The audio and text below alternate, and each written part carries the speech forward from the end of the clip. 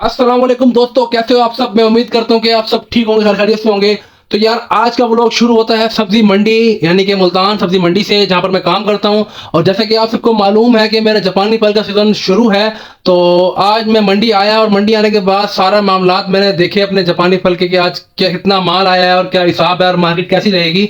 तो आज की जो रूटीन है वो आपके साथ में शेयर करने जाऊंगा, तो आपने ये वीडियो पूरी एंड तक देखनी है। इंशाल्लाह मैं उम्मीद करता हूँ कि ये वीडियो आपको मेरी अच्छी लगेगी। और अगर वीडियो मेरी आपको अच्छी लगे तो लाइक, सब्सक्राइब, शेयर, कमेंट लाजमी किया करें। इससे मुझे हौसला अफजाई मिलती है ताकि मैं मजीद आने वाले दिनों के अंदर और भी अच्छे व्लॉग बना सकूं। और अगर मेरे व्लॉग के अंदर किसी भी किस्म की गलती होती है तो बराए मेहरबानी मुझे फीडबैक कमेंट के अंदर दे दिया करें। मैं आप सबके कमेंट जरूर पढ़ूंगा और इंशाल्लाह उसके ऊपर मैं जरूर काम करूंगा। थोड़ी देर बाद ये भाई आते हैं, चूहे मारने और छिपकली मारने की दवाई देते हैं। तो मैं इनसे पूछता हूँ भाई क्या क्या कैसे इस्तेमाल होती है छिपकली मारने की दवाई और क्या है, क्योंकि मैं बहुत ज़्यादा परेशान हूँ। मेरे कॉकटेल की जो मतलब मैंने छोटा सा मास्टर केक बनाया हुआ है उसके अंदर छिपकलियाँ बहुत ज़्यादा हैं और वो तंग करती हैं मेरे कॉकटेल्स को और अंडे वगैरह ख़राब कर देती हैं। इसलिए मैं बड़ा तंग हूँ। तो भाई से तरह मालूमात ले रहा था किस तरह छिपकली मारी जाती है और किस तरह क्या निज़ाम है, ये दवाई कैसे काम करती है, इसका नुकसान क्या है इंसानों के ऊपर। तो वो सारी चीज़ें मुझे भाई समझाता है, बताता है। उसके बाद मैं भाई से ये एक अपना परचेस कर लेता हूँ। हालांकि मैंने अभी तक इस्तेमाल नहीं किया है, लेकिन मैं इंशाल्लाह इस्तेमाल करने के बाद आप सबके साथ उसका एक्सपीरियंस लाजमी शेयर करूंगा और ब्लॉग के अंदर भी वीडियो डालूंगा किस तरह मैं छिपकली को मार रहा हूँ। तो खैर भाई से मैं छिपकली की मारने की दवाई लेने के बाद हम निकल पड़ते हैं अपने माल से फ्री होने के बाद, अपने काम शाम से फ्री होने के बाद मैं और मेरा कज़न रजब अली हम लोगों ने कहा यार आज ज़रा नाश्ता करते हैं, बन्नू की बीफ पुलाव खाते हैं। जो लोग नहीं जानते भाई, बन्नू की बीफ पुलाव हमारे मुल्तान में भी खुली काफ़ी अरसा हो गया और माशाल्लाह जिनके बाद हम जा रहे हैं इनकी मुझे कुछ पसंद नहीं थी, लेकिन रजब भाई के पुरजोर इसरार करने पर मैं यहाँ पर गया हूँ। वरना मैं जिधर से खाता हूँ 22 नंबर चुंगी जो हमारे मुल्तान में टिम्बर मार्केट के पास है, जो लोग जानते हैं उनको पता है मैं किसी बात कर रहा हूँ। इंशाल्लाह नेक्स्ट वीडियो के अंदर मैं उनकी वीडियो लाजमी डालूंगा। और इस रोड पे बहुत ही मशहूर दुकान है मुल्तान की, अल खैर स्वीट्स के नाम से। तो आप सब बताएं किस किस ने वहाँ का सोन हलवा और वहाँ की अपना जो मुझे जो बहुत ज़्यादा पसंद है ना, रस मलाई और इनकी सैलड मुझे बहुत पसंद है। तो आप सब कमेंट में बताएं किस किस ने खाई है और आप सबके दिल में क्या राय है अल खैर स्वीट्स के बारे में। भाई मेरे लिए तो बहुत बेस्ट दुकान है और मुझे उनका हलवा अच्छा लगता है। खैर बातों बातों में हम अपनी मंजिल की तरफ पहुंच जाते हैं, यानी बन्नू बीफ पुलाव वालों के पास। वहां जाके जरा हम बैठते हैं, थोड़ी सांस लेते हैं, उसके बाद मेन्यू वगैरह देखते हैं और जरा मैं दुकान की तरफ वीडियो बना रहा होता हूँ। तो इतनी देर में स्टाफ भी, सुबह सुबह का टाइम था तो स्टाफ जरा इतना वो नहीं था, ना कस्टमर थे हमारे अलावा कोई था। तो खैर का थोड़ी देर इंतजार करने के बाद हमारे एक वेटर आता है और हमारे पास वो रायता रख के जाता है, जो कि बहुत ही मतलब कि कम था। भाई हम तो चावल के अंदर रायता ठोक के खाने वाले हैं, क्योंकि जरा हम देसी स्टाइल में खाते हैं। तो जिस तरह बंगाली नहीं खाते इस तरह जब खाता है मैं नहीं खाता उस तरीके से। लेकिन काफ़ी देर इंतजार करने के बाद थोड़ी देर चावल भी आ गए हमारे। माशाल्लाह चावल की लोग तो कमाल लग रही थी। रजब भाई इसलिए इसके पास आते हैं कि इनके चावलों के अंदर स्पाइस ज़्यादा होते हैं, लेकिन इस भाई साहब को ये नहीं पता कि इस तरह के पुलाव के अंदर हर चीज़ बैलेंस ही अच्छी लगती है, क्योंकि सारा इसमें गेम ही सारी बीफ की होती है। तो बीफ का एक अलग ही जायका होता है। अगर मिर्ची आप डालोगे तो बीफ का जायका कहीं ना कहीं खो जाता है। खाना पकाने की एक अलग हर बंदे की ट्रिक होती है। अब खाने वाले डिपेंड करते हैं कि किस तरह खाना खाते हैं, ना कि बनाने वाला का हाथ डिपेंड करता है।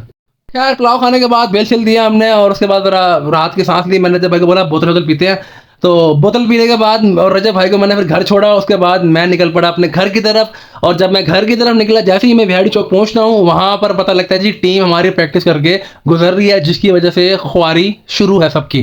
खैर मैंने कहा यार मैं यहाँ खड़ा खड़ा गर्मी के अंदर भाई उबल रहा हूँ, मैं निकलता हूँ कहीं और से।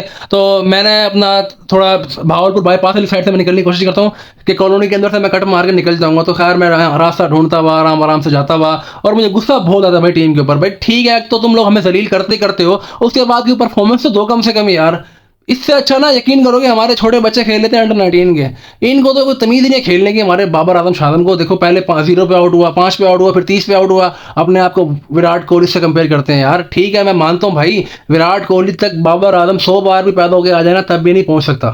विराट कोहली ब्रांड है, बाबर नो डाउट बाबर अच्छा है, लेकिन विराट कोहली कंपेयर का नहीं है यार, कुछ भी कह लो आप। क्योंकि हमारी क्रिकेट खराब होने की मैं मेन वजह समझता हूँ पीएसएल है। पीएसएल की वजह क्यों है, वो इसलिए वजह टेप बॉल से लड़के सिलेक्ट होते हैं अपना पीएसएल की टीम से, पीएसएल में अच्छी परफॉर्मेंस देते हैं, उसके बाद डायरेक्ट नेशनल टीम में सिलेक्ट हो जाते हैं। एक प्रोसीजर से गुजरना होता है, उसके बाद एक प्लेयर आता है, पता लगता है वर्क करके आया है, नीचे से उठ के आगे तक आया है। अब इस तरह तो कोई भी, अब जिस तरह हारिस रऊफ है, Haris Rauf tape ball cricket खेलता था, उसके बाद लेदर बॉल बीच में इसने थोड़ी बहुत खेलना स्टार्ट की। उसके बाद ये पीएसएल के अंदर से ट्रायल वगैरह दिए हैं मेरे ख्याल से लाहौर कलंदर के अंदर आई थिंक सो। तो वहाँ से सिलेक्ट हुआ जी अपना नेशनल टीम के लिए, बस प्लेयर बन के खिलाड़ी बन के अपने आप में, इस तरह का प्रोसीजर पहले नहीं हुआ करता था, जो कि आजकल क्रिकेट को तबाह कर दिया है। क्रिकेट में पैसे को अब देखा जा रहा है, टैलेंट को देखा नहीं जा रहा, जिसकी वजह से हमारी क्रिकेट तो बर्बाद हो रही है भाई। और दुनिया की बात मैं नहीं करूंगा, चलो अगर मान लिया इस प्रोसीजर से प्लेयर निकल के आ भी रहा है, तो कम से कम इस तरह का हाल तो ना हो जिस तरह का हाल हमें अब देखने को मिलता है वनडेज के अंदर और टी20 के अंदर। लेकिन टेस्ट की बात और है, ठीक है, बाबर आजम की स्ट्रगल है, मैं रिस्पेक्ट करता हूँ उसकी स्ट्रगल की।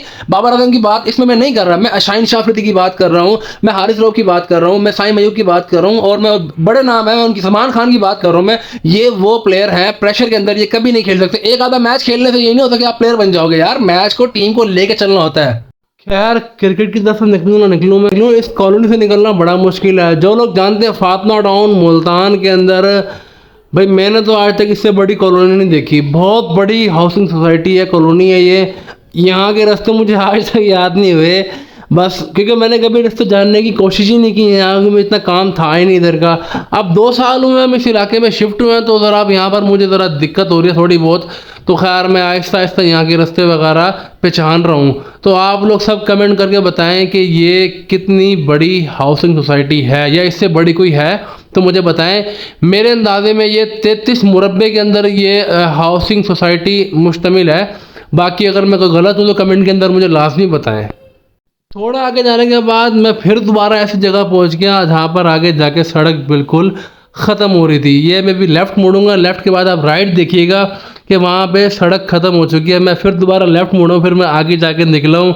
मतलब कि यार मैं अक्सर कभी ना कभी फंस ही जाता हूँ, मतलब कि घूम फिर के मुड़ के इधर उधर पूछ के, किसी से पूछ के भाई इधर ये जगह कहाँ पर है, वो कहाँ पर है, लोग मुझे बताते हैं, फिर जाके मैं पहुँचता हूँ। फाइनली मैं फातमा टाउन कॉलोनी से निकल ही आया, और आने के बाद फ़ौरन मैं गया हूँ छत के ऊपर अपनी मुर्गियाँ और कबूतर जो कि मैंने सुबह से खुले छोड़ रखे थे जान पूछ कर। तो मैं फ़ौरन गया उनकी तरफ, उनको देखा और सारे परिंदों वगैरह को मैंने मतलब कि देखा पूरे हैं। अक्सर ये कबूतर वगैरह उड़ जाते हैं। असील जो कबूतर है मेरे पास 2, ये आते हैं फिर 1 दिन बाद 2 दिन बाद अपनी मर्ज़ी से आते हैं, अपनी मर्ज़ी से जाते हैं। तो मैंने खैर कबूतर अपने पूरे गिने जो कि 14 थे, और उसके बाद ये कबूतर फिर दोबारा वापस आया हुआ था मेरा। तो मैंने कहा इसे उड़ाता हूँ, दिखाता हूँ। ये कबूतर है, ये तकरीबन 1 दिन बाद 2 दिन बाद 4 घंटे 5 घंटे 8 घंटे बाद छत पे नीचे आता है। और अब तो मुझे औरों को देख देख के ना उड़ाना भी आ गया, तो मैं कभी कभार अपने मज़े के लिए इस कबूतर को उड़ाता हूँ थोड़ा बहुत ना। तो ये 5-10 मिनट के लिए मैं इसे उड़ाता हूँ और फिर नीचे आ जाता है। फिर जब मैं काफ़ी देर तक इसे मैं मतलब कि वो आवाज़ें मारते हैं ना किसी चीज़ का साउंड करना, तो मैं साउंड करता हूँ, फिर तो भाईजान ये आता है तकरीबन मेरे पास 2 घंटे 3 घंटे 4 घंटे। अक्सर औक़ात ऐसा भी हुआ कि एक दिन बाद ये कबूतर वापस आया मेरे पास। आप लोग यकीन नहीं करेंगे, मैंने एक शॉर्ट वीडियो में अपलोड किया था, मैंने अपलोड की थी मैंने, उसके अंदर मैंने इस कबूतर को उड़ाया था। तो उस दिन ये कबूतर 1 दिन बाद आया था पूरे, मतलब कि जिस दिन छोड़ा था उसके अगले दिन उसी टाइम वापस आया मेरे पास ये कबूतर। तो ये कबूतर कुछ देर बाद मतलब 10 से 15 मिनट बाद ये कबूतर खुद ब खुद वापस आ जाता है। तो मेरे दोस्तों ये वीडियो करते हैं एंड, और इंशाल्लाह मिलते हैं अगली वीडियो के अंदर। अपने भाई अहमद अली को इजाज़त दीजिए। अल्लाह हाफिज़।